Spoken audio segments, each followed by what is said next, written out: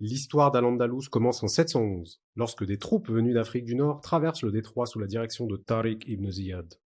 Cette opération militaire prend place dans un contexte où le royaume wisigoth connaît des tensions internes importantes, et où certaines figures locales, chrétiennes et juives, voient l'arrivée de ces forces comme une possibilité de modifier un équilibre devenu difficile à maintenir.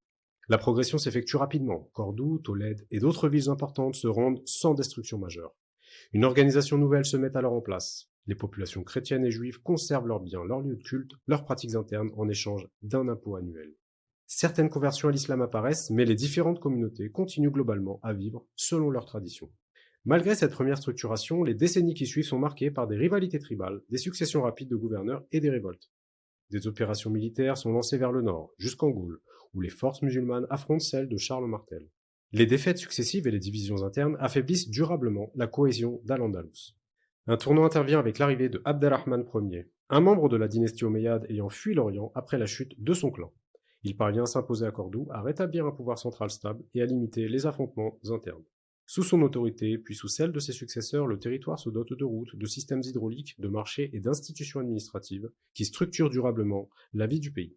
Cette stabilité permet l'introduction et la diffusion de techniques et de savoirs venus d'Orient.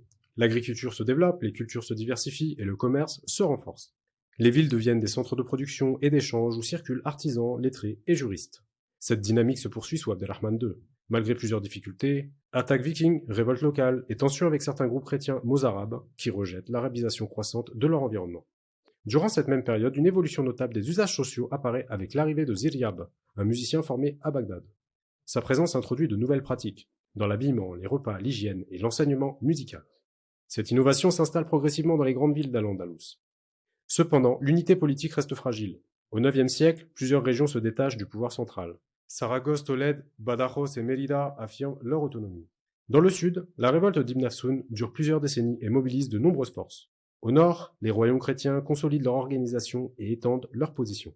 À la mort de l'émir Abdallah en 912, Al-Andalus est fragmenté et affaibli. Son successeur Abd al-Rahman III, âgé de 22 ans, reçoit un territoire dispersé, menacé au nord et instable au sud. Il entreprend alors de rétablir l'autorité de Cordoue, de reprendre les villes rebelles, de renforcer les défenses et d'organiser l'administration. Son action conduit progressivement à une réunification du territoire et à une centralisation solide, ouvrant la voie au califat de Cordoue. Au terme de ces étapes successives, Al-Andalus passe d'une conquête militaire à la formation d'un État doté d'institutions, d'infrastructures, de cadres juridiques et d'un système social complexe. Ce long processus articule conflits, réorganisation et transformation qui marque durablement l'histoire de la péninsule. Ce parcours, tel que l'expose Abdelrahman Bouzelmat dans cet ouvrage de la collection Je veux comprendre aux éditions Al-Bourak, retrace la manière dont Al-Andalus s'est constitué et transformé au fil des siècles. Merci pour votre écoute et à bientôt pour un prochain épisode.